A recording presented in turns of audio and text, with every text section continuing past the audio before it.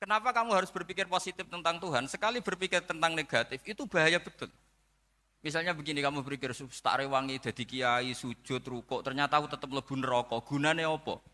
Itu menurut saya kan nggak punya akal. Sujud itu satu kelaziman menghamba kepada Allah. Normalnya seorang hamba itu ya sujud.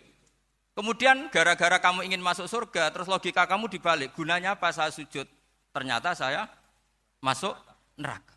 Itu pertanyaan yang benar-benar bodoh dan itu menjadikan Allah benci. Logikanya dibalik begini. Ini saya ngomong serius karena ini bentuk kemenangan saya. Ini bentuk kemenangan saya.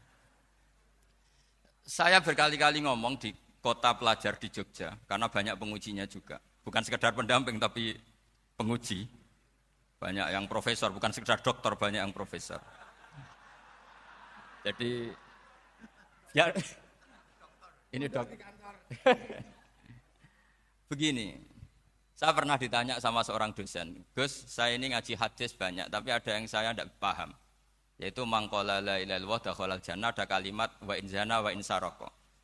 Meskipun pernah zina, pernah maling. Ini kan seakan-akan mentoleransi perzinaan dan pemalingan.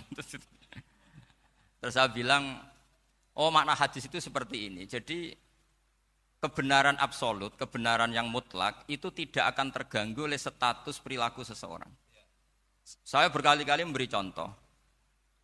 Orang yang ditangkap KPK akan bilang 1 tambah 1 2. KPK-nya juga bilang 2. Rivalitas dalam politik, Pak Prabowo ya bilang 2, Pak Jokowi juga bilang 2. Orang yang zaniyah, yang lonte pun akan bilang 2. Muftinya juga bilang 2. Ketua MUI-nya juga bilang 2. Artinya gini. Kebenaran yang absolut adalah kebenaran yang siapapun akan meyakini seperti itu. Seperti 1 ditambah 1, 2. Kamu punya musuh bilang 2. Kalau ibu-ibu ini punya maru, ya marunya bilang 2 tadi tambah mama. Enggak tahu saya terjemahnya apa tadi. Nah, kebenaran yang absolut itu kebenaran yang siapapun pasti mengakui. Dan uniknya begini, saya kalau saya pernah ngaji acara himmah, acara pondok sarang di Demak.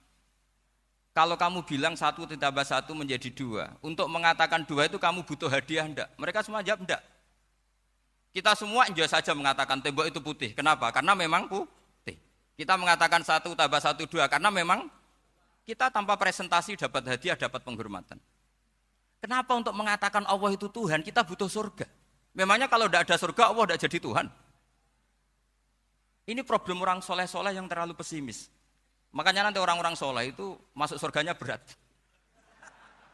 Tapi kalau orang alim lebih gampang kira-kira seperti itu.